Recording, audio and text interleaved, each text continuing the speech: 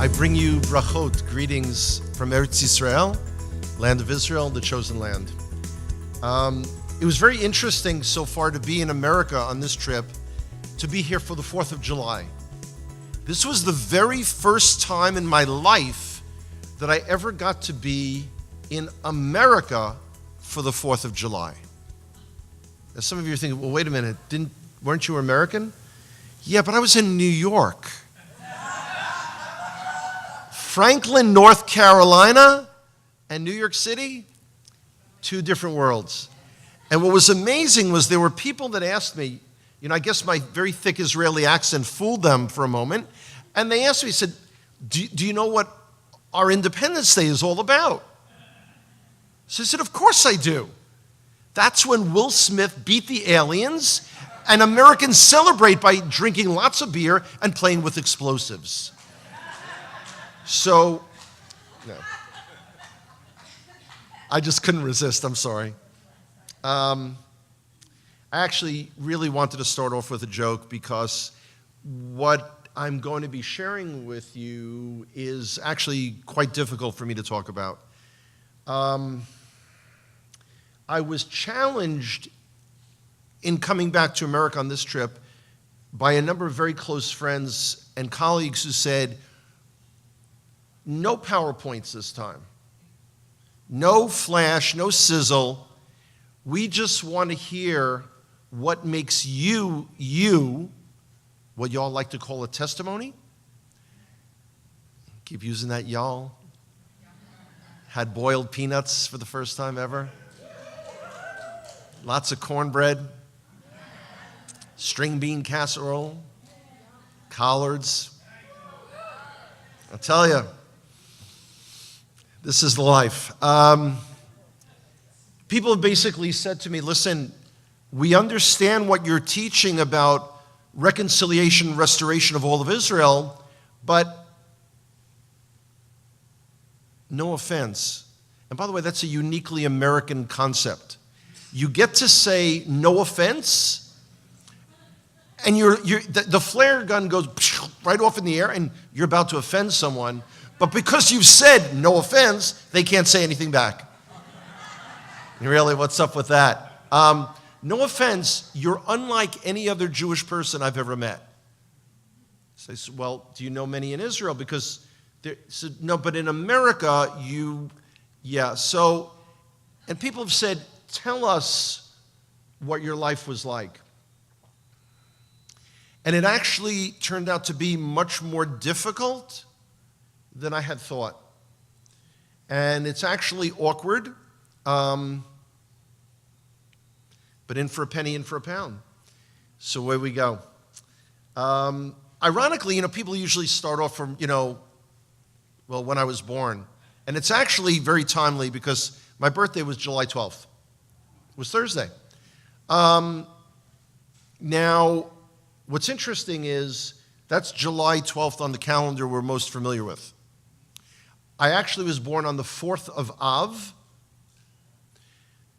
and had I made it to my due date, they were very specific back in those days. There was an actual date. Now they're a little more like, well, this is the range. I would have been born on the 9th of Av, on Tisha B'Av. I actually, although born in the Bronx, was supposed to be, my parents had moved to Savannah, Georgia. My father was running a men's clothing store, but people wouldn't buy from a New York Jew at that point in Georgia. And the business failed. My parents moved back to New York, moved into my grandmother's apartment. My grandparents were living in the same building, obviously, that my mother had grown up in. And I wound up growing up there too. The building was built in 1909. No elevator. Wasn't a happy place. Let's put it that way. The thing that stands out the most about my childhood, though, is that finances were very difficult. One of my first memories as a young boy was playing in the living room with my toy soldiers. And we had a rug, And the rug was so threadbare that there were holes, which as a kid, I thought was the coolest thing in the world because I got to put my soldiers in this hole, pull them through, and they came out behind the enemy. I was planning ambushes as a toddler. I mean, this was amazing. This was the greatest thing. My mother used to cringe when I would remind her that I remembered that. Then there are things about childhood that you don't remember so readily, but you overhear, and then it comes back to you later. Like the times that there was a singular hamburger patty that my older brother and I got to split. My parents had rye bread with margarine. But as a kid, you don't realize that.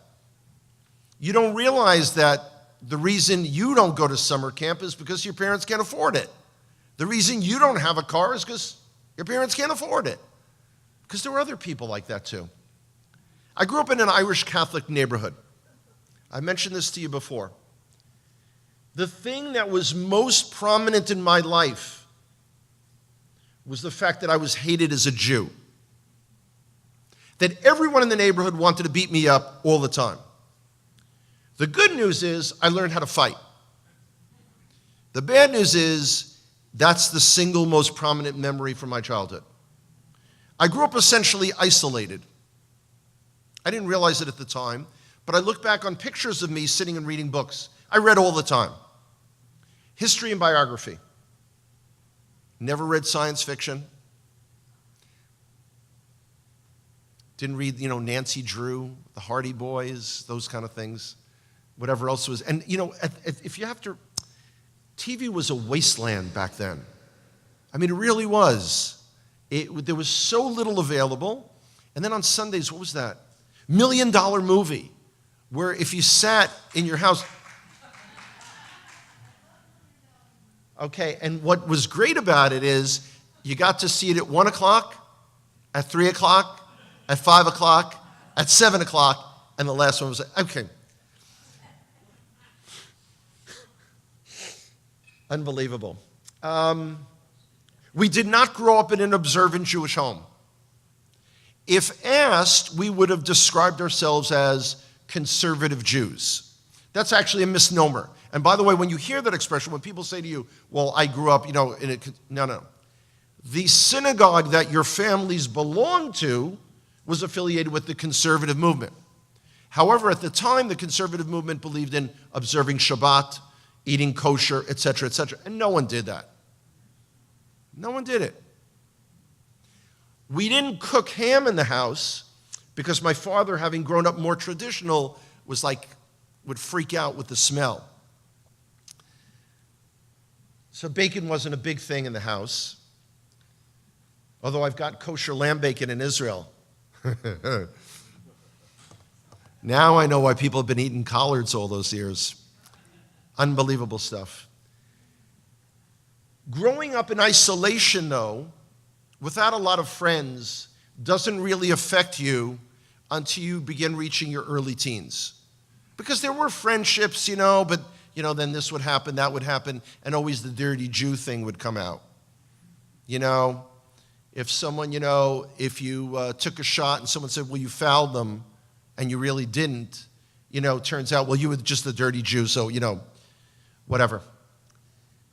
And I'm sorry, because this is really awkward to talk about. I apologize. But when you reach an age when socialization really kicks in, and you begin wondering why none of the girls in the neighborhood will go out with you. None. You don't realize at the time that you're being set apart and being prepared for something else. You only realize this decades later when you're looking back at the things that sustain you now. Traveling for me is the hardest thing in the world. I'm living out of 2 suitcases for a month at a time. There was a movie when I was a kid, If It's Tuesday, It Must Be Belgium, about a bus tour. That's what my life feels like. I wake up in Greenville, Spartanburg, and, I'm somewhere else. I'm traveling from Pensacola to Brandon, and I have to fly up to Nashville to catch a connecting flight. It's like, I know enough U.S. geography to know that something's wrong with that. But it is what it is.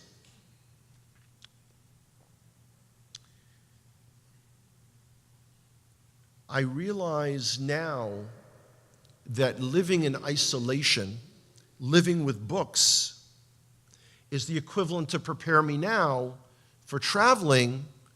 I don't carry as many books with me because they're too heavy. But there's a thing called the internet. And I find that I'm online. You know, it's funny. Many of you know that I live in Modi'in, the city midway between Jerusalem and Tel Aviv. In actuality, though, I live on Facebook. I do. That's where you'll always find me. You know, your phone gets a SIM card when you come to America, and you stay connected, whatever the expression is. But the heart of the matter really, for me, hit when I was in high school. I went to an all-boy high school. If you think of the term arrested development, perhaps that's where it stemmed from. 7,400 guys on triple session in the Bronx. Don't worry, the graduating class was less than 900. There was a little bit of attrition. It wasn't a good education, not at all. But I had two teachers, a husband and wife, Jewish, that led a youth tour to Israel every year. They weren't going the summer after my senior year because they were moving to Israel the following year, which back in the 70s was kind of unheard of. But they arranged for myself and several of my classmates to get a scholarship to go to Israel. But I have to go back a little bit because I kind of skipped over some of the more difficult aspects. My father was an alcoholic. Not a violent alcoholic. My father, in fact, never raised his voice to me, never said a profanity. I should be that kind of person. And never raised his hand to either of his sons. Mom more than made up for it. So it was okay. My father was quietly drinking himself to death. And I have to tell you, it's hard to admit that I was ashamed of my father. I didn't understand alcoholism as a disease. I lived in a neighborhood that had 8 bars in a 3-block area. People were drunk all the time, smashing windows, doing all kinds of stuff. But my father, quote unquote, couldn't hold his liquor, which was the expression at the time. And how I would feel as he would come down the block from work, kind of weaving back and forth. How he'd pass out in the apartment, and at 14, 15 years old, I couldn't lift him up. My father was in recovery for the last 8 years of his life, which is amazing. And you know, if you ever go to an Alcoholics Anonymous meeting, you'll notice 2 things. Everybody's smoking cigarettes, and everyone's drinking coffee. And my father died of lung cancer at age 64. There were programs for children of alcoholics called Alateen. I never went because it was the same kids in the neighborhood that I was fighting with all my life. Who wants to hang out with them? They don't want to hang out with me. Mom was the rock of the family. My grandmother, as I told you, lived across the hall. My grandmother was in massive depression for years. And she would open the door in the morning and yell out, "Sylvie!" Bam! And then slam the door. That was our signal to go see what Grandma needed. My mother never left for work without a smile on her face. There are people that, on Facebook, you reconnect with people. And it's kind of funny. You know, it's great when you reconnect with someone on Facebook. You know, it's like, wow, whatever happened to them? But then you realize there's a reason you haven't kept in touch for 40 years. You didn't have anything in common with them. But and everyone says to me, I always remember your mother's smile. And she juggled all this. So I grew up in a home that was loving, but there wasn't a lot around. which is very much what I find now in my life. Because I go and I have intense relationships with people, and then I leave. Oddly enough, Hashem plays jokes with me all the time.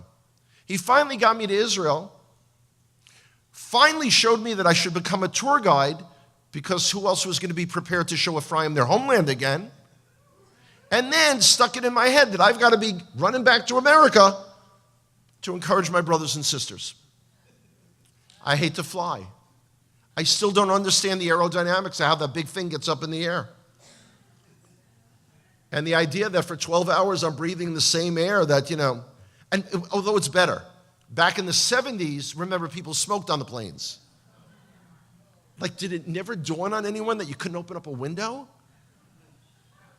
I mean, it was bizarre. First time I realized, the very first time I was on a plane. So okay, let me jump ahead. Because talking about my parents were wonderful. They loved their boys more than anything on earth.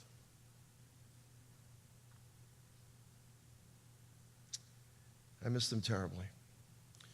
So I had two teachers. I was now 16 years old, graduating high school. I used to be very smart. That was then, this is now. Come on.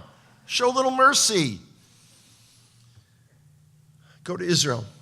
And again, that's the very first time I'm on an airplane. And again, that's when I realized that people were smoking on planes. Because all the 16-year-old, 17-year-old girls on our tour were all smoking cigarettes. Because they're away from mommy and daddy. This is like really cool. Didn't realize, you're breathing that stuff. But anyway, came back from Israel. My parents are at the airport. My father asked me the very first question, so do you want to live in Israel?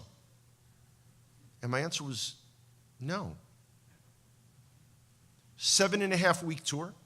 By the way, it cost $295, which is the only thing my parents could have afforded. $295, 7.5 weeks, airfare, the whole thing. Please do not expect that for the Beit Tehila trip in 2019. Okay? Let's disabuse you of that notion right now. I was starting college a few weeks later. I had turned 17 over the summer. 17 years old, going to college. Going to Israel? I mean, it was a very impactful trip. Don't misunderstand me. But I wanted a girlfriend.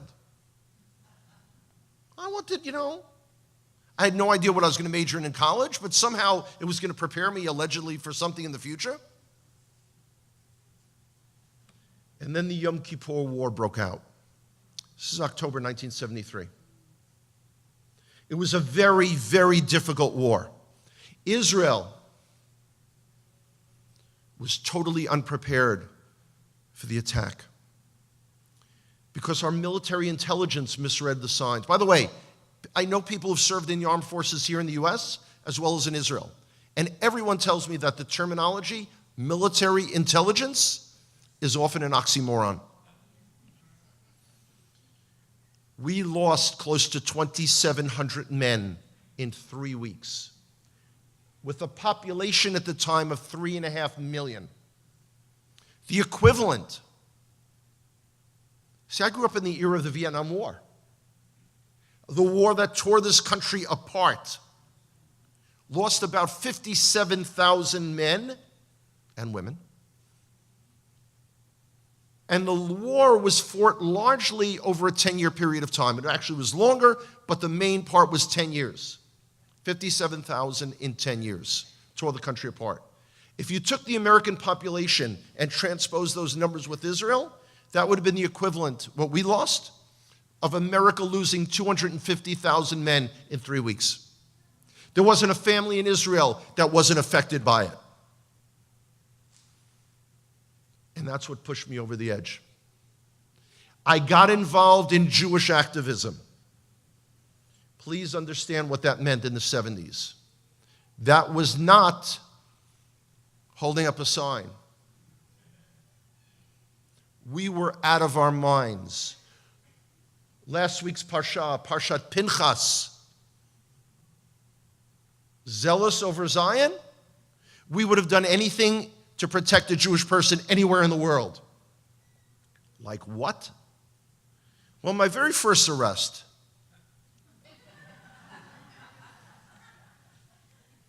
Always remember your very first arrest.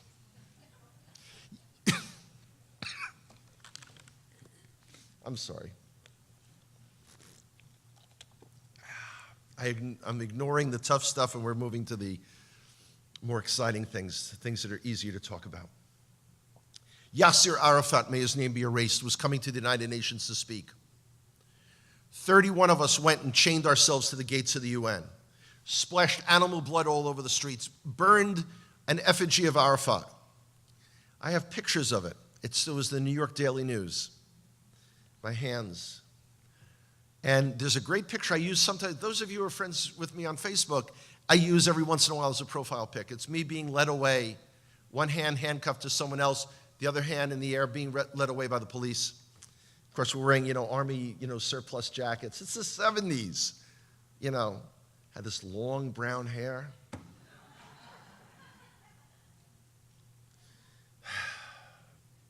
Okay, I'm follically challenged. Please don't make fun of me.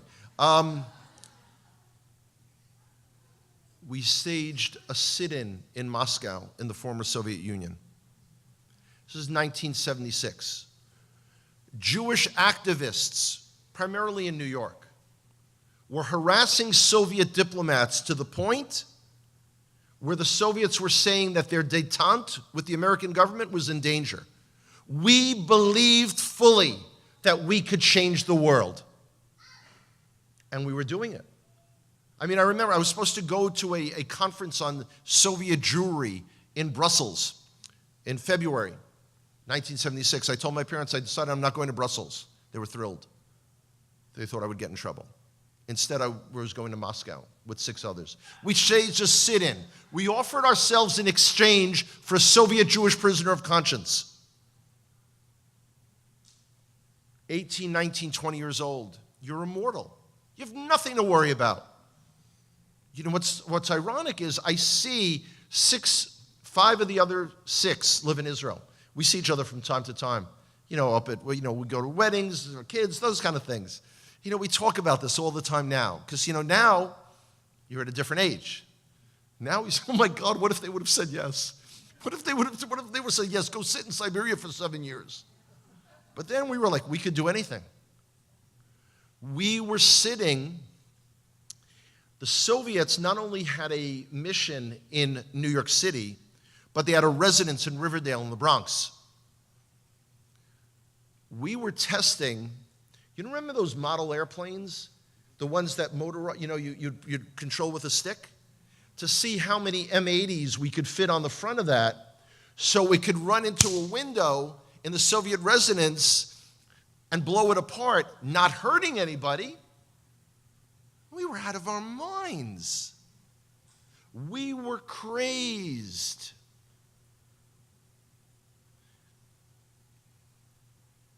But it's that mission, that sense of purpose that drives me to this day. All of this, all of it, getting arrested in Israel, in Hebron, they wouldn't return buildings to Jewish owners, my government. So we took over the building. You see, you have to remember, that was an era where you could stage a sit-in, nonviolent, not even yell bad words at the police, and make page 3 of the New York Times. And we took full, by the way, don't try this now. First of all, the only way to get the kind of press that we got, God forbid, 1,000,000 times over, you'd have to slaughter a school full of kids. It's a different world. The world has changed. You see horrible things that people do to other people. We've become numb, callous.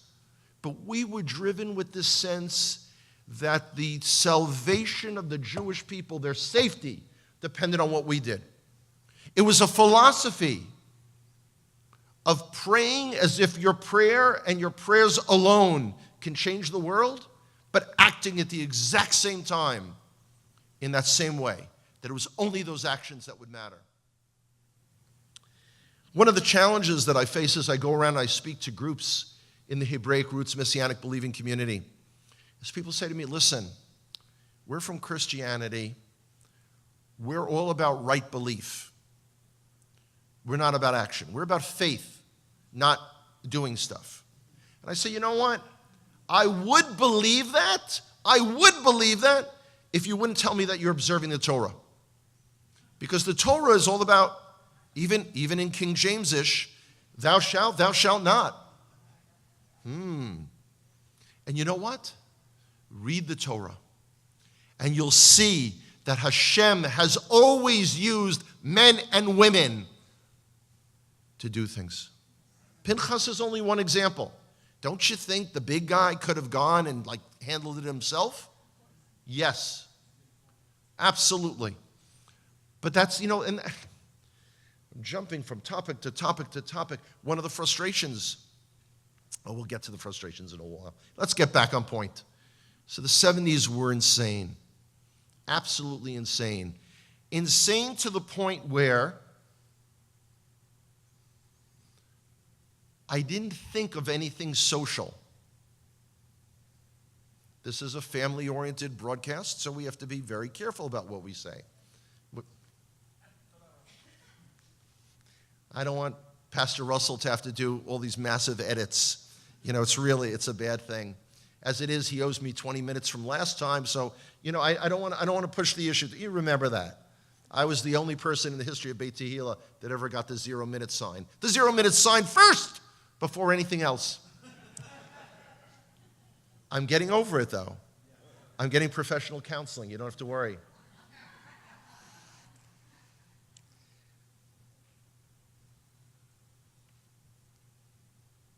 I wasn't thinking about dating. I wasn't thinking about going out. All that mattered was the cause. All that counted was what we were doing. Working those jobs was just to save money to go back to Israel. And to pay to go to Russia. Excuse me, it was the Soviet Union then, pardon me. Have to be politically correct. This is America. By the way, I want to help you with your Hebrew. I recently learned how to say politically correct in Hebrew. I want to teach you? Politically correct. We don't even have a word for it. We had to borrow yours. But then the 70s ended. There's a quote from the very famous rabbinic sage, John Lennon, who said, life's what happens while you're busy making other plans. So sometimes just making plans isn't enough. You've got to do stuff. Well, my goal was to go to Israel. But life intrudes. And then you make a 2-year plan. Well, we'll go in 2 years. I had more 2-year plans than Mao had 5-year economic plans for China. Just like another 2 years, another 2 years, another, whatever. And then there's a thing called debt.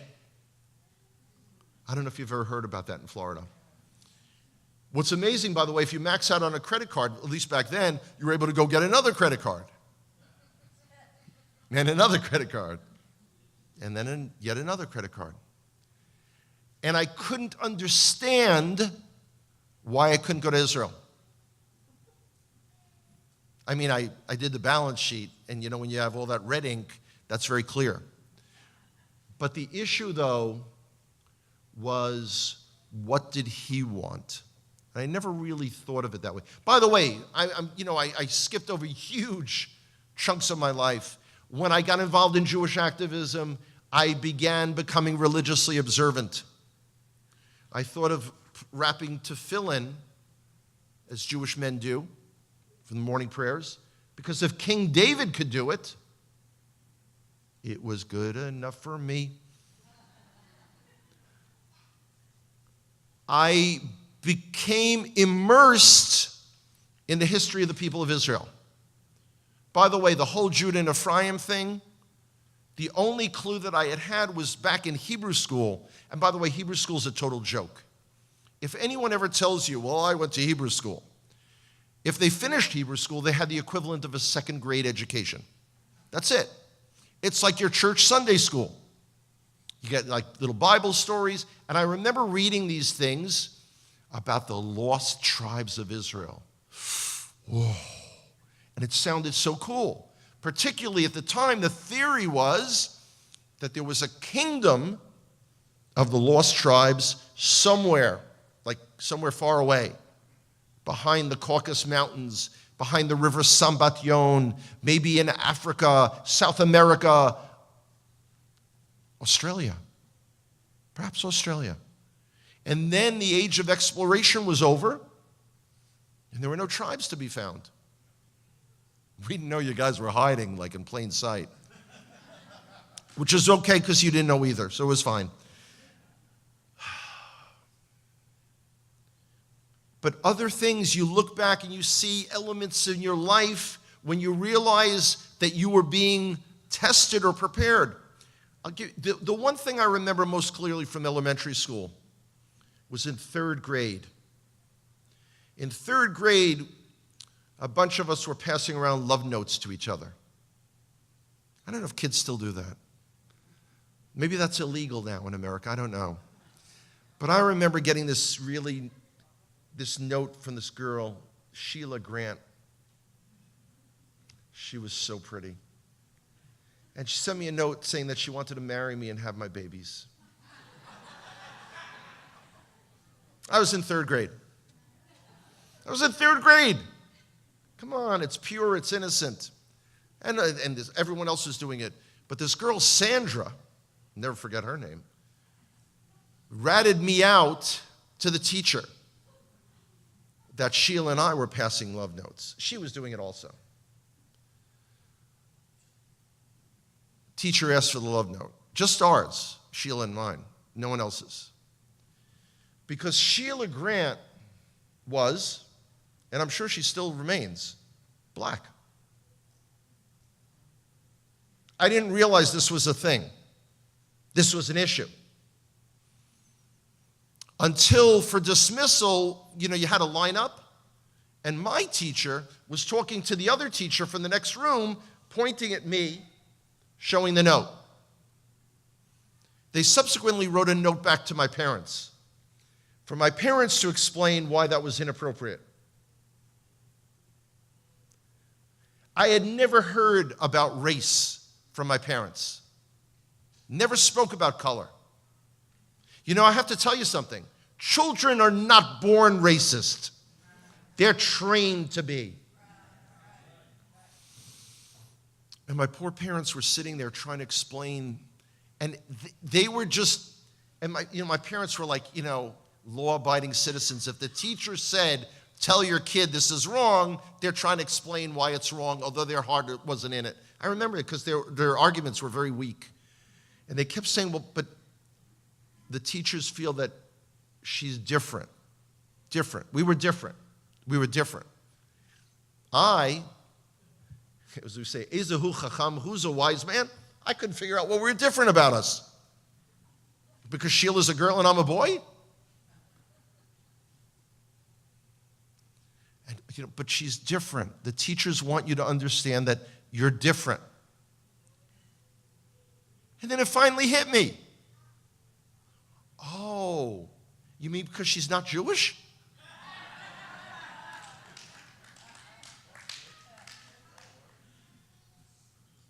Amazing. Third grade. How old was I? How old were you in third grade? 8 years old? 9 years old? I'm now at a stage too old to rock and roll, too young to die. I mean, but it sticks. It sticks. That's Jethro Tull. That's not original. It sticks in my mind at how absurd it is. And by the way, I encounter that element in this movement all the time. Because there are those people who read books that will tell you that Ephraim did a broken U-turn from Assyria in Middle Asia and went to Northwest Europe. And the descendants of Ephraim today are all white folks. And they live in places like, England, US, Canada, South Africa, Australia, New Zealand. Not only is that not scriptural, it is absolutely racist. You want to know what Ephraim is going to look like when they come home? Walk down the streets of Jerusalem. Your Jewish brothers and sisters, man, we're from all over the place. It's not like the people you went to university with, or, met in Miami. The whole spectrum. All these elements then were to prepare me for now.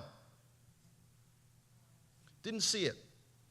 All I could focus on was raising my daughters, trying to pay debt, and trying to figure out why I couldn't get to Israel. Really, because the 70s had ended. It's now the 90s. Went past the whole big hair thing and disco and all that stuff. I was one of those people who thought that disco was a bad thing. A bad thing. Very bad thing. I also couldn't dance like John Travolta. So maybe that explained it. 1994, April. I see a little ad in the back of a Jewish newspaper, really lousy newspaper called the Jewish Press in New York City. And it mentioned something about an upcoming meeting of something called the United Israel World Union, organization that's been around since 1944. Never heard of these guys. About the lost tribes of Israel and one Mosaic faith for the entire world. First of all, I'd never heard the expression Mosaic faith. But remember, it's 1994. Al Gore hadn't invented the internet. We had no way of checking on this. Never heard of these guys. Go to the meeting, about 35 people there. And I'm the only Jewish person. Tres interessante. How interesting. And I began meeting people then who said to me, you know what? I'm not Jewish, but I think I'm part of the people of Israel. Now, having grown up the way I did, not terribly surprising to you, I was terrified of alcohol. 3 reasons. One was I didn't know if I had my father's genetics. By the way, I didn't understand, but alcohol was a bad thing. Second reason was a warning from my older brother that be careful if you're like at a party. I never got invited to parties, but if you're ever at a party and you're drinking a bit and then they want to beat you up for being a Jew, you got to be able to defend yourself. It's like, I'd go to a restaurant and sit with, with my back to the wall, like Wild Bill Hickok, waiting for, whatever was going to come. It was bizarre. So I'd never gotten drunk and I had never gotten high, because those are usually activities that you do with other people. When you don't have friends doing it, you don't do it. Then when you're in college and all of a sudden you have friends, you're off saving the world. I was like Don Quixote, galloping around, tilting at all the, anti-Semitic windmills of the world. I couldn't figure out what these people had ingested that caused them to believe that they were part of the people of Israel. Never heard of such a thing. And I went back and did a very wise thing. I began opening up the Tanakh, the Hebrew Bible, and I reread all of the prophets of Israel.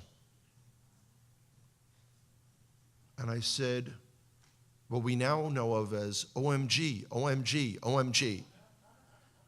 I had discovered what I believed to be the best kept secret of the entire Hebrew Bible.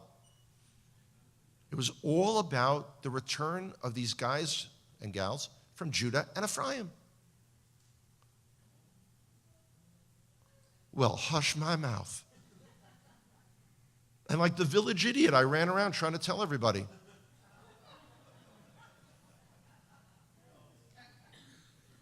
And then you get the arguments. No, it's only referring to the Jewish people. By the way, that's the argument you hear in the so-called Jewish Messianic organizations, because they have a 2-tiered system. They have apartheid. If you're the Jewish-born member of the congregation, you've got every right. If not, well, you're the ones that have to clean up after Oneg. So, go in. So they're totally against it. And by the way, if you ever want to know what a congregation is about, because we don't have this in synagogues. Y'all like to have a lot of these like statements of faith or creed that every congregation belongs to. And you'll come out and say, no, Judah and Ephraim is a heresy and it's replacement theology. No, it ain't. No, it ain't. What it is the essence of what the prophets of Israel teach. Nothing less. Nothing less. And by the way, either we believe in a God who delivers upon his promises or we don't. By the way, a quick aside. How am I doing on time, Will? Okay? Okay. I think that's it's either a thumbs up or I got 1 minute. I'm just going to assume it's a thumb. Okay. I realize Pastor Russell is hiding right now. He doesn't want to be involved in this. So it's okay. I love him. That's why. He's strong enough to take this. It's okay. Well, all of a sudden it hit me that this is what I need to be doing with my life. Okay? It was like, oh, that's what this is about. But my background professionally was in operations management. In operations management, you figure out how to get stuff done. What kind of budget do you need? What kind of staffing do you need? You have this Gantt chart, all this fun stuff. What was I to do now? Who were these? Oh, by the way, the term Ephraimites wasn't used then. The term that was in vogue were either lost tribers, which is too long, or Josephites. Do you know why Josephites? And I actually know people who are pushing to use the term Josephites, not even sons of Joseph, because then, for short, you could have Joes, and you would have Jews and Joes. This was actually an argument that people had. I was losing my mind. It was seriously, it was off the hook, out of control. Jews and Joes. When I hear Joes, by the way, I think of G.I. Joe. Go, Joe! I mean, it's like, anyway, this is what people were worried about. If you think things are disorganized in this movement now, you have no idea what it was like 24 years ago. It was, most of the people that you know of as prominent teachers weren't involved. This was all, and there was really and everyone that I was meeting thought that they were the very first person on earth to ever come into this identity and understanding. Seriously. By the way, people will Google anything from how to make green bean casserole to, whether, I don't know, what is it that, Prince and Michael Jackson died of, but they will not Google, like, Hebraic roots, Torah observant, Hebrew roots, Christian faith. They don't do that typically. And very often you'll have people living in one place and there's a family that believes the same thing 3 miles down the road. They have no idea. So what was I to do with these people? And I felt drawn to them. But with a background in operations management, you think very task-oriented. But I knew instantly you weren't to become Jewish. That was not the end game.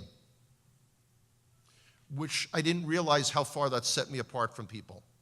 Because everyone was used to this idea that you have to become me. Or I have to become you. And this concept of mutual respect for the reconciliation and restoration of all of Israel, that's the thing that I'm probably most known for. Really confuses most people. It does. And I'm starting to realize, and I'm developing a much longer teaching with all kinds of exciting PowerPoint slides. And rumor has it that I might be back here during Hanukkah. No, that doesn't mean I'm coming with presents. Don't look at me like that. Only 50 pounds in that bag from Israel. Come on, guys. Krispy Kreme does donuts, Pastor Nick. Krispy Kreme. Krispy Kreme here in Florida? Praise God. I got to tell you, that is really, God is good. There's no doubt about it. By the way, these insights of difficulties in childhood literally have only come to me within the last few weeks.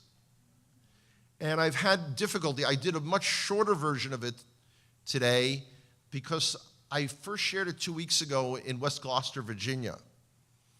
And without a watch on,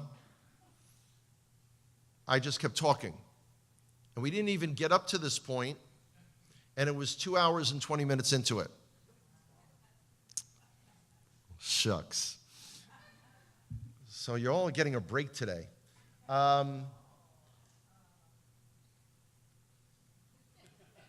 actually recently came across, back in 2007, I was writing things for an email list it was called the Dialogue List.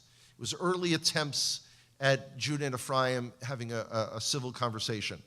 Of course, we haven't gotten to the point of dealing with Ephraim and Ephraim yet. That's much more difficult. What's even more difficult than that is Ephraim dealing with their Christian relatives and neighbors, because there's a tendency to talk down to people. And it comes across that you're more highly evolved than them. And I have to tell you, a condescending attitude doesn't get you very far. But we'll save that perhaps for December. So Judah and Ephraim are supposed to be together. How did I get involved in this? Why me? After routinely being at early meetings and things and finding myself the only Jewish person there and not wanting to turn them into me or me into them, people are asking me, like, so what are you doing here? Because we live in a world of agendas. We live in a world where, I like to say in this movement, we need more orthopedic surgeons. Why? Because people are so busy patting themselves on the back all the time, because they have all the truth now, that they're bound to injure their rotator cuffs, which will all need repair. It is unbelievable that we've learned so little about tolerance and mutual respect, which is why, by the way, come back to my earlier story, why there's still such a serious issue of racism. Because we can't respect people who aren't like us. We can't understand and have any empathy for people who aren't what we see when we look in the mirror. It's a horrific thing. So of course Judah and Ephraim can't get along. Because Ephraim and Ephraim can't get along. Because we're all thinking, when I was a kid, I worked in the local pharmacy. The pharmacist had a sign on his desk in the back at the counter that said, "It's hard to be humble when you're as great as I am." The things you remember all these years later, I sense that attitude all the time. People are so full of themselves, and they just want, whether it's handing out tracts or whether sending you a meme on Facebook, like that's gonna, the light goes on.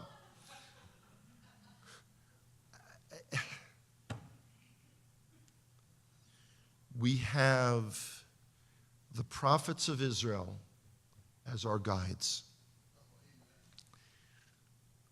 Sadly, they didn't leave us a blueprint. This is what y'all need to be doing. So we're struggling. And I want to, I'm not going to go too much into that, save something for December, but I want to share with you some very recent insights. And what's interesting is I have never heard the voice of God. I meet people all the time who do. The Holy Spirit visits them the night before I come. I mean, really. It really makes me feel very important. And these are the people who tell me, for instance, that they now know how to pronounce the divine name. But only they do, because they were the ones visited by the Holy Spirit. And by the way, if you remember, those who heard me when I was here last time, make it very clear. Like most traditionally believing Jewish people, we don't attempt to pronounce the name of God. What we say is Hashem, the name. But I have absolutely no problem with any way that you pronounce the divine name. It's your relationship with him. It has nothing to do with me. I don't get a vote. Although you do hear some silly things. The divine name, by the way, is only 4 Hebrew letters. Yud, He, Vav, He. How does that become 8 syllables in English on Facebook? Yahweh. I mean, it gets a little silly. But anyway, but what I get, though, is all of a sudden something will become very clear in my head. And there's a lot of cobwebs up here, filled with old links. But something becomes very clear. And I spend a lot of time in airports. And this is now my 17th trip to America in the last 5 years, since August 2013, when I launched what I call the Revolution for Restoration. Because this is very revolutionary for people, thinking about this idea of mutual respect and actually caring for people and getting to know them. It's really way too radical for many people. And I also play off my history of having been a bit of an activist way back when. In all these trips, I started thinking back to each and every congregation that I've ever been to. Those that have not had me back because they decided ultimately they didn't want some Jew to come in and talk to them. And it's kind of hard to hear that someone said, listen, he's not what you all like to call a believer, so what could he possibly say to us that could be of any value to us? No, you have no idea how many times it's been said. Batya Wooten, by the way, had a great insight on this. She said, our Jewish brothers and sisters that have maintained the Torah while we were off in exile, we call them non-believers. We need to come up with a better terminology. Interesting. So what do you do? What do you do with it, friend? What are these insights that popped into my head? There is a direct correlation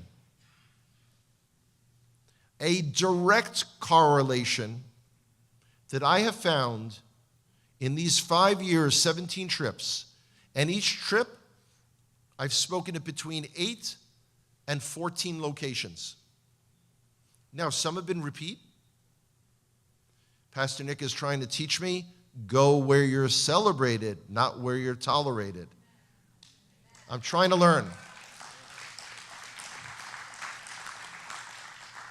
By the way, it took only recently that I was able to internalize this because I was taking, we of the Church of Latter-day Pharisees,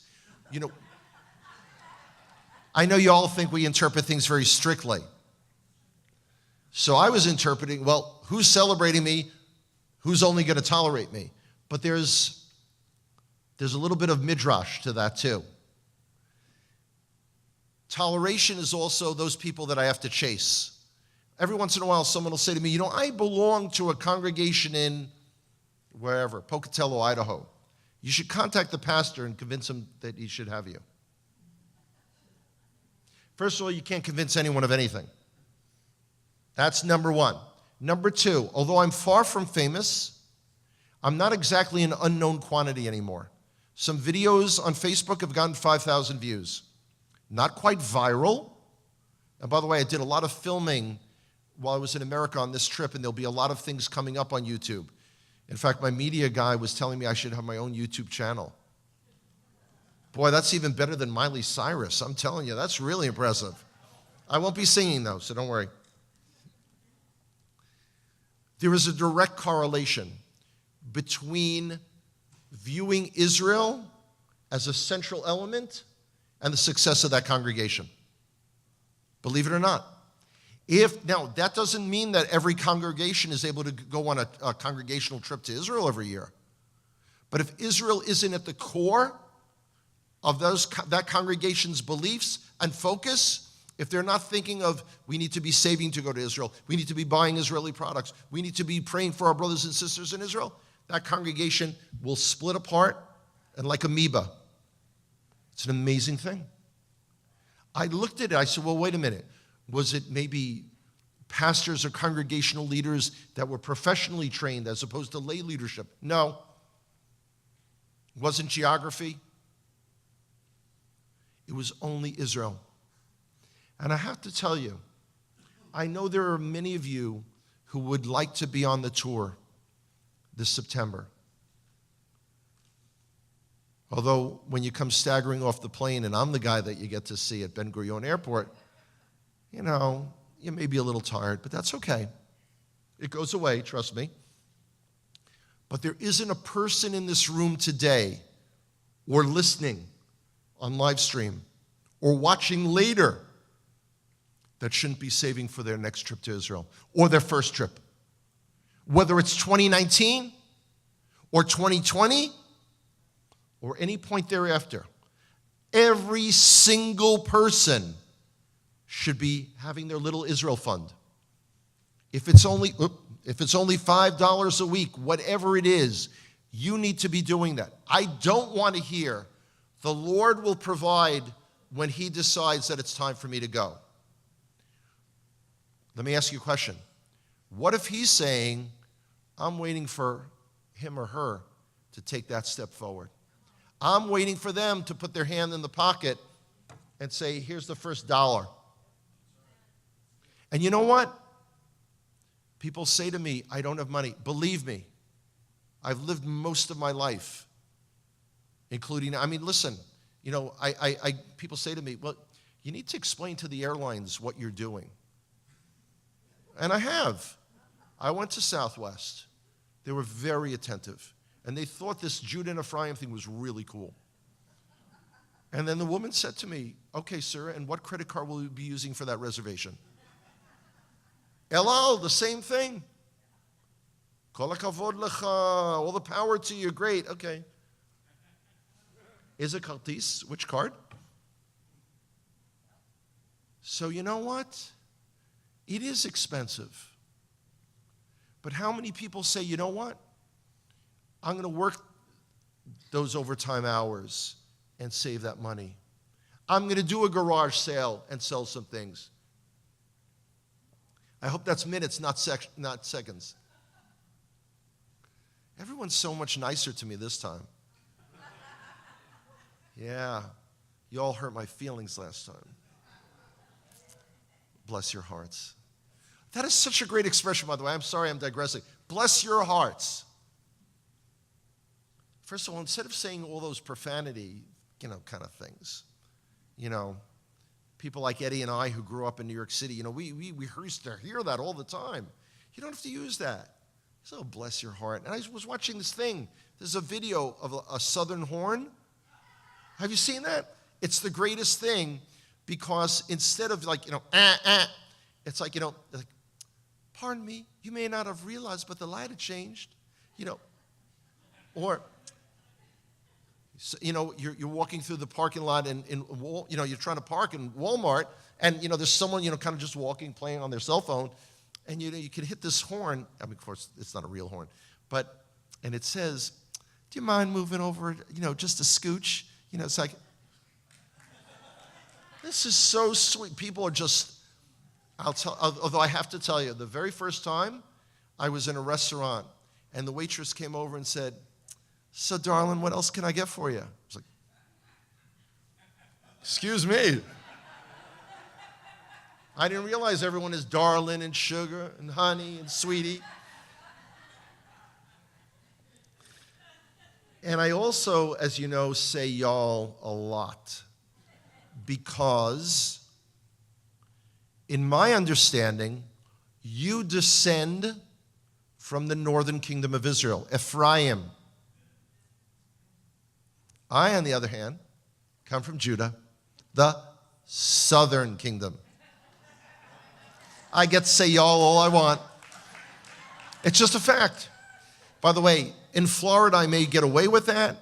Doesn't fly very well in Alabama and Tennessee. They're a little serious about that. Israel. Israel's not just a semi-mythological place that we're all hoping one day to be whisked off on a magic carpet and dropped off, having gotten, the download for the language. on Facebook, United to Restore group. Someone asked the question, should we be learning Hebrew? And by the way, I think the answer is yes. First of all, let me give you a good reason. Number one, everyone in this movement says we need to be thinking with Hebraic thought as opposed to a Greek mindset. How can you think with Hebraic mindset if you know no Hebrew? Okay, that's reasonable. Woman responds and said, I don't need to learn the language. It'll be given to me at the supper. I send a note to Ken Rank, who's my buddy. We started this United to Restore concept together. I said, Ken, what kind of suppers are you guys planning? That they give out languages. Long sigh. I said, Hanoch, remember we were talking about the wedding banquet, Yeshua in the clouds, the wedding cake, the whole. And I said, and he's giving out languages at the same time. This is great. But it may not be reality-based. And you know what? We're not planning our lives now. We're not living our lives now for being in the clouds. We're living our lives for right now. That's it. You know, there's a difference between the Jewish understanding of the world and the Christian understanding of the world. The Christian understanding of the world is focused totally on individual salvation. Our understanding is a concept called tikkun olam, repairing the world. We're trying to make this world a better place today than it was the day I came into it. Different mindset when you're thinking about it. And you know what? The focus, as I said, needs to be on Israel, but the focus needs to be right in front of you, with your families and with your congregations. Got to tell you, some other warning signs when I go to congregations and I'm sitting with the pastor, the congregational leader, and they say to me, you know, I don't know what I'm going to do with these guys. When you're in a situation where after a couple of years, you still have to try to explain to your congregants why they need to be tithing, you're in trouble. You're in deep trouble. Because first of all, this building's not free. The air conditioning, the lights, the seats. I know that sounds silly, but you don't build a kingdom on sand, okay? Everyone appreciates what the congregations offer. Very few are as organized and committed as Beit Tehila. That's the sad thing. People say to me, you know, do you see what it's like at our Oneg? And by the way, y'all put out an amazing spreads wherever I go. It's amazing stuff. Seems to be, though, people tell me that there are people in their congregations who are people of means. They have disposable income, but they never give. But these are the people that they do the pyramid thing. You know what I'm talking about. There's an art to taking food at a buffet, and these people have mastered it. You build a wide base, and you keep piling on the different foods till you get the perfect pyramid. It's very awkward to carry it, but there are people who've practiced for years, and they can do this. Those are also the people that'll ask if you have to-go boxes. Bless your hearts. Because they may get hungry on the hour drive home. And this way they'll have food right there. And you don't want them to be going to restaurants, right? So give me food. These are the people that don't contribute. Not always, but often. I was at a congregation, that was just last week, in Jasper, Georgia, that they actually have begun issuing smaller plates and asking people to go through the line, take their food, and give everyone else a chance. They also encourage people not to spend 20 minutes studying each dish.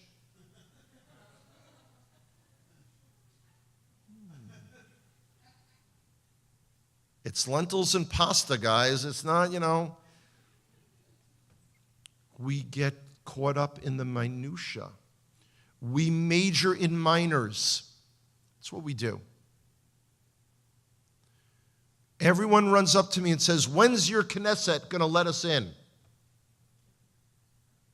Where in Scripture does it ever tell you that the government, any government, is going to...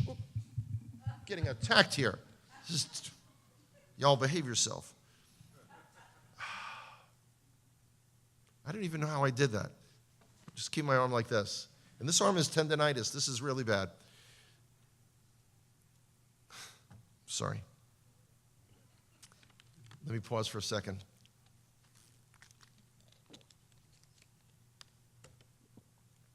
Switch gears.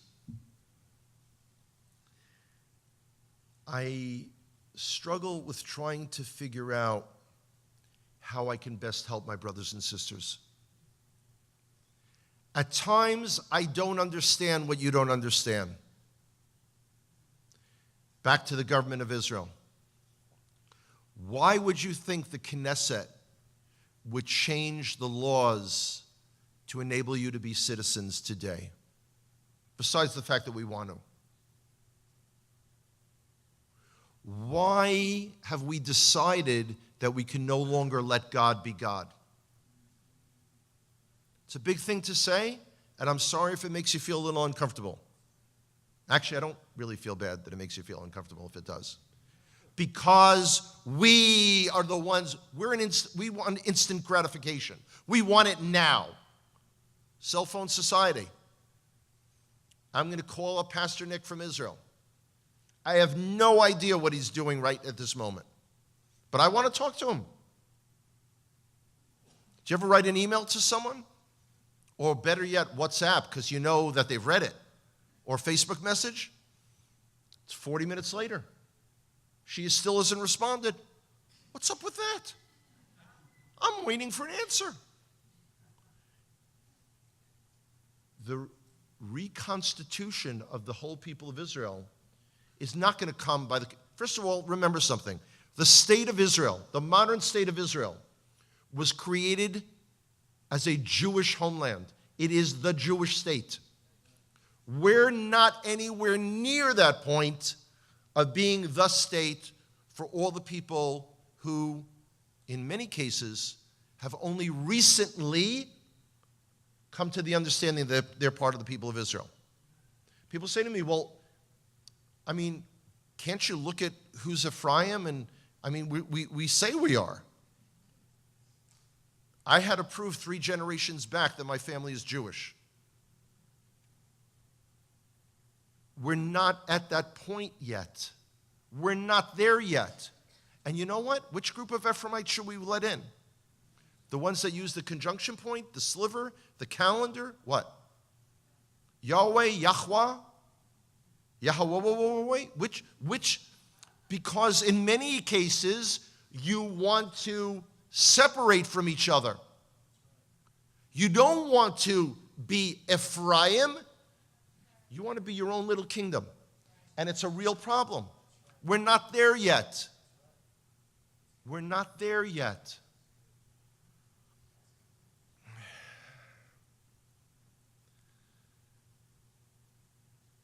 I say this wherever I go. Y'all got to stop making stuff up.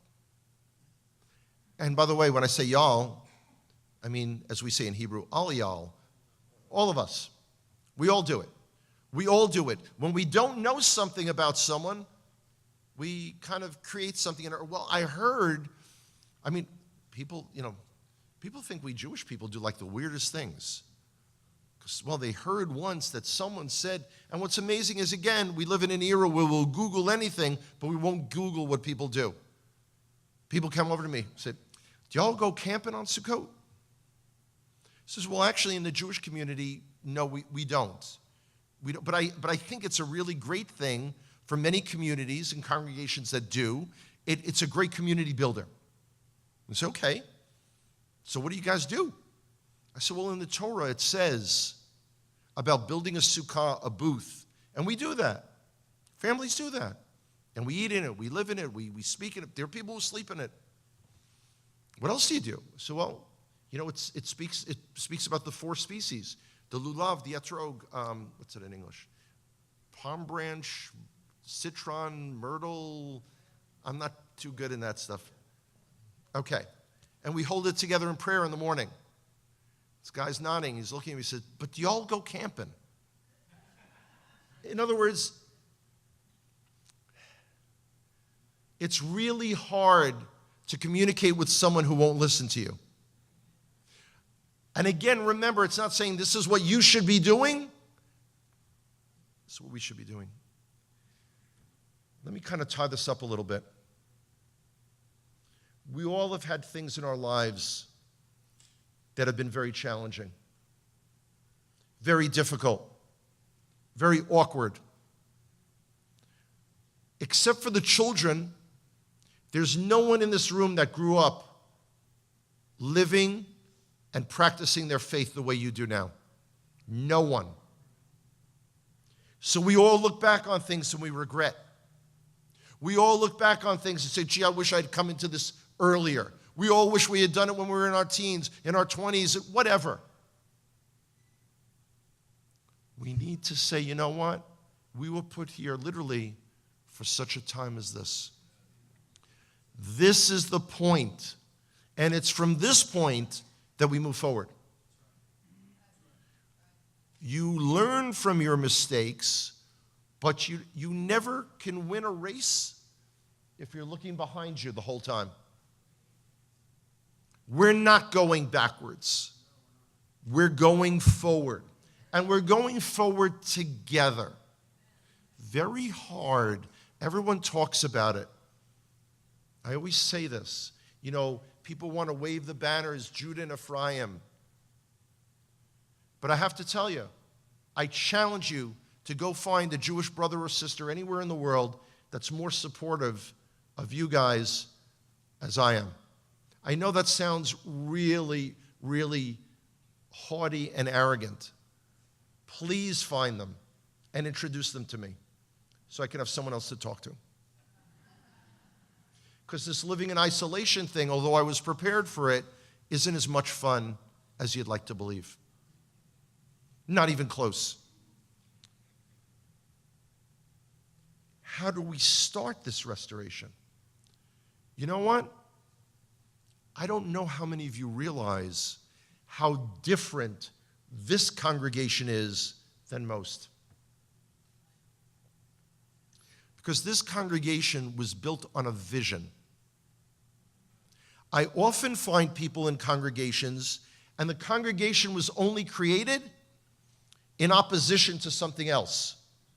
That these people were thrown out of that church, and they're now doing this. They asked questions about this. They asked why the Sabbath was moved. They asked if Yeshua was Jewish, wouldn't have been, And the pastor, preacher, minister may not have liked that question. And they were given, this is another expression that I love. We have no equivalent to this in the Jewish community. The left foot of fellowship.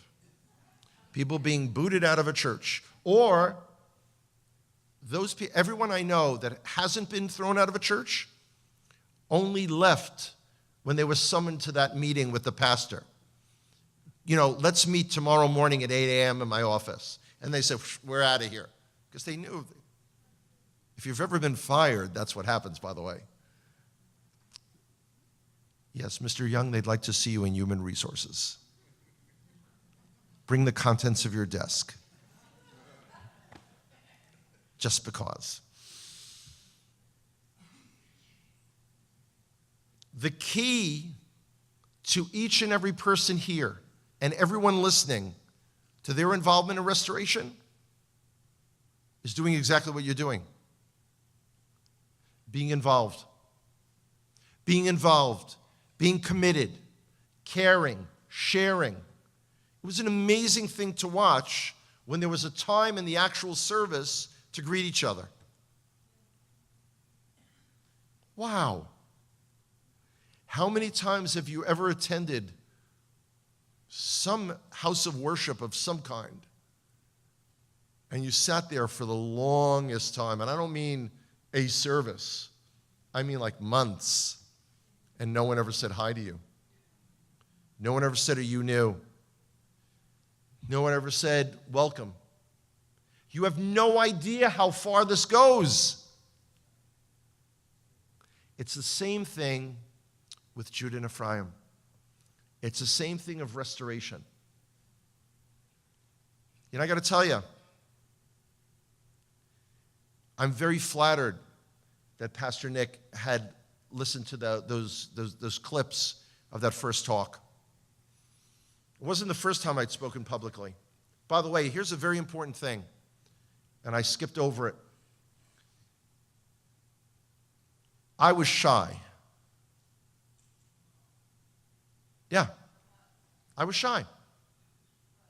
When I got to the age when there would be a social event, if someone came over to me and said, that girl over there likes you, I wouldn't go over and ask for a number. I couldn't do it. I couldn't get up and stand and speak publicly. But when he, for whatever reason, decided I needed to be doing this, he gave me that ability. I can now stand up, any crowd, anytime, anywhere, speak about anything. Doesn't mean I know it, but,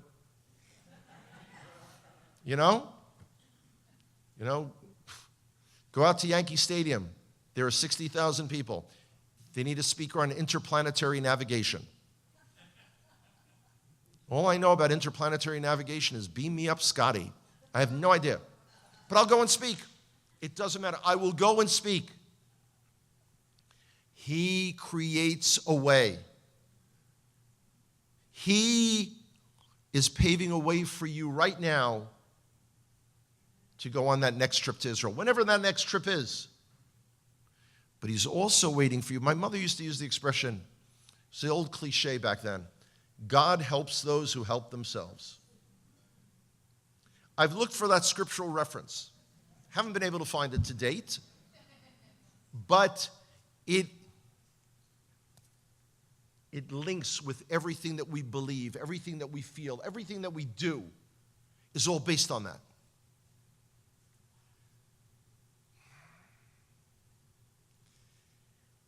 There's so much that I want to share. There's so much that I could keep going on and on and on.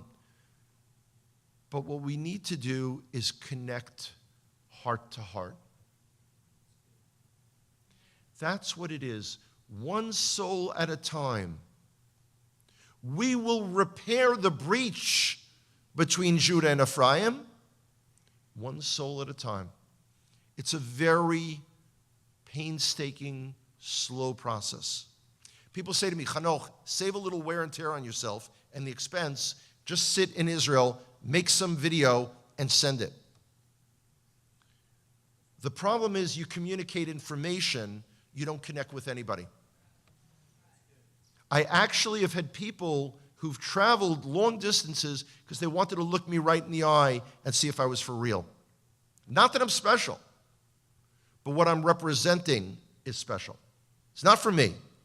I didn't create anything. I'm just the talking head.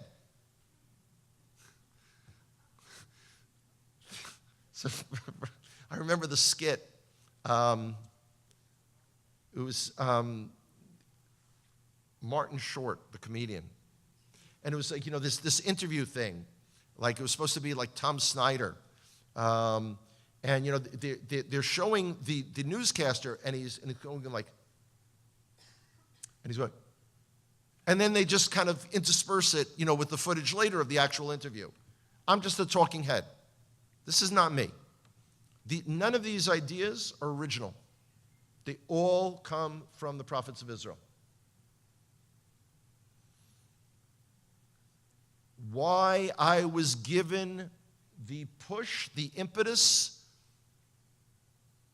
I don't know. I don't know. I'd love to tell you it's because I have all the knowledge, skills, and abilities to do this. I'd love to tell you it's because I love to fly. I love to travel. I love, sleeping in odd hotel rooms and in people's living rooms and wherever else, particularly when they have teenagers that don't go to bed till 4:30 in the morning. Real life story happened this trip. It's okay, I didn't have to leave for the airport till 6. Hour and 15 minutes of resting, it was the best time. So why do I do it? I'd love to tell you I do it because of you. I do it because I have no choice. I've tried to run away from you many times. Bless your hearts. Not you and not Beit Tehila, but many of the wackadoos that we all encounter. Many of the people that, the people who say to me, Hanoch, I really enjoy talking to you. You're fun to be with. I'm so going to miss you when I'm in heaven.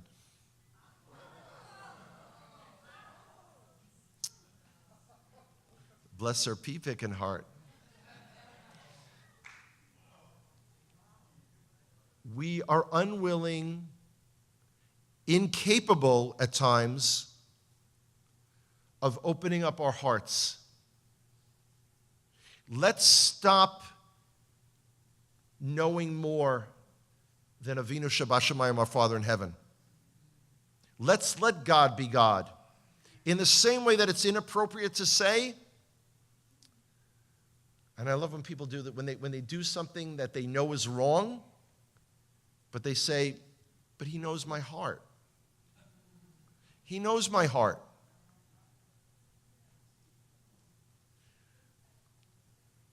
But he knows everybody's heart. That's absolutely true. And you know what? He gave us free will so we would do the right things, not for him. He doesn't need it.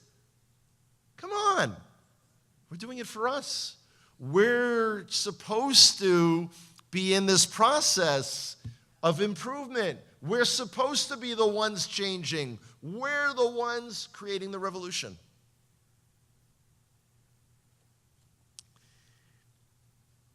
When I was growing up, I used to ask my mother, well, two things. When was I ever going to have a girlfriend? Odd question to ask your mother, but that's true. What was I going to be when I grew up? I'm still wrestling with that, by the way, despite the chronology working against me. And I realize the reason I'm finally allowed to be in Israel and the reason I'm finally a tour guide is to be better positioned to help my brothers and sisters, to be able to share information, to be able to show a heart and a soul that cares for them, each and every one of them. And you know what? I'm also selfish. I admit it. I don't want the final redemption to only come from my children's generation. I want to experience it too. I want the whole thing, the whole enchilada, all of it. And the only way that we can do it is the hard way, person to person, soul to soul. The good news is I don't have to come back till November. Like E.T., I need to be home too. I have tour groups. One of them is from Beit Tehila.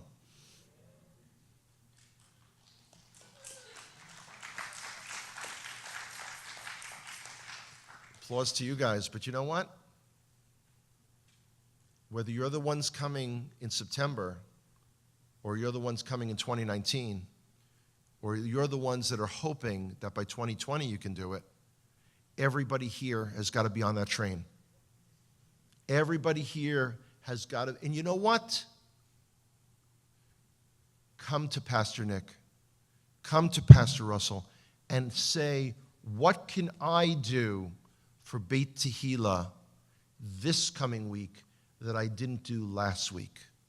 We need to have a servant's heart, mentality, mindset, but it starts with the heart. We're all... Yeah, we had this speaker, and it was unbelievable. He kept hitting himself. Thank you. just in time for me to finish. Thank you. Very sweet.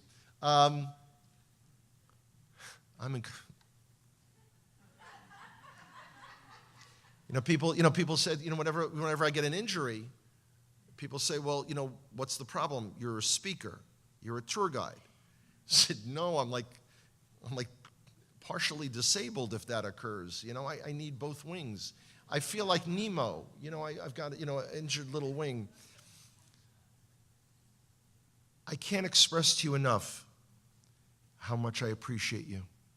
I can't express to you enough how much I care for you. I love you. I think of you all the time. There isn't a night that goes by that I don't pray for the strength to do whatever little piece, and it's only a little piece, for the reconciliation, restoration of all of Israel. I'd like you to open up your hearts too. And together, we will participate in the event that all the prophets of Israel have told us will occur. We will change the course of history together. Todah Rabah. Thank you so much.